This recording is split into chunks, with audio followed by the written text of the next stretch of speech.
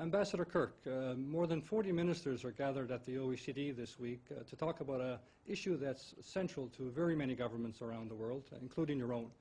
And that, of course, is the global economic crisis. Can you tell us your views on how the crisis impacts upon trade policies? Well, Ken, I think, and I love the way you put that, because I think the opportunities come out of this extraordinary economic challenge when in many of our countries, with job losses mounting and more people, anxious about their own futures, there is a very broad temptation to turn inward, to focus first on your own economic development.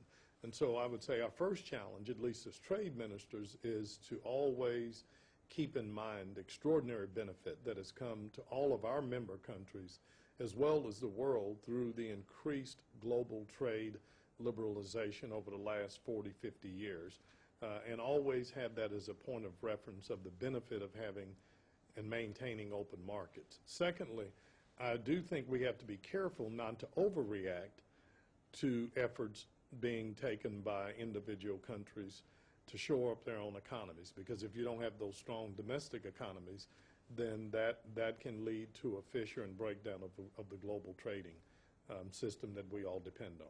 Okay. You mentioned the importance of opening markets further. Many economists, including many of us here at the OECD, have been advocating for quite some time further trade liberalization as an essential element of restarting the global economy.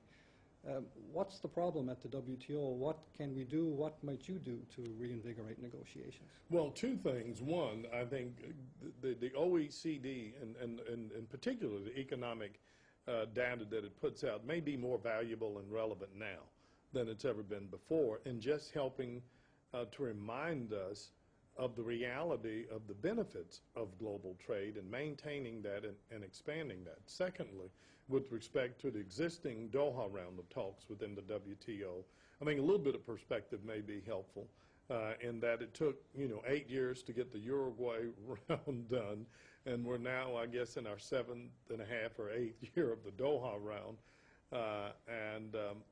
When you're dealing with 150 countries with as diverse interests as those from the least developed countries that really have very little economy at all to the most developed countries, it's hard to sometimes find that common ground. But we believe, and the United States is prepared to provide a leadership role in that completion of the Doha round can be a huge boost to the global trading community. But President Obama and I believe to do that, we have to all be willing to explore new avenues and think more creatively about how we can bring Doha to a conclusion, and we're prepared to do that. Okay. We've talked about the benefits of opening markets further, but some people out there are skeptical of freer trade. They're worried about their jobs. What do you say to these people? Well, one, I think we have to acknowledge that. I think for those of us who believe in trade, I think some of us have been too quick to dismiss sometimes legitimate concerns about the negative effects of trade as being protectionist, while those, on the other hand, that are most cynical about trade, I think, are too quick to dismiss the benefits of it. So from my time as mayor, we used to always have a wonderful saying with my police chief and our city manager that the truth is always an option. So one, I think we've got a good story to tell, both in terms of the benefits of trade, what liberalization has done to the global economy, how it's turned economies around and some of the least developed countries, help to boost trade between entities like the EU and the United States and others.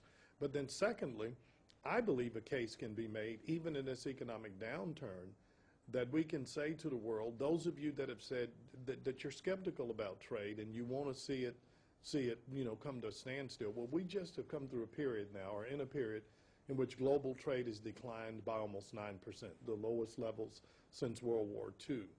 And what we have seen is how that has impacted each of our economies with job losses and job stalls. So I think that makes a case for the strength of a more robust economy in which we keep markets open, in which we try to continue to liberalize trade. And so I think now more than ever the work of the OECD, the WTO, and others is going to be more critical in helping us keep that necessary balance to make sure that we do everything we can to fight protectionism, to make sure that we deal with and remove not only official barriers but non-tariff barriers to trade so that we can get trade flowing and help restore the world's economy. Ambassador Kirk, thank you for your time. Ken, thank you so much for having us. Pleasure.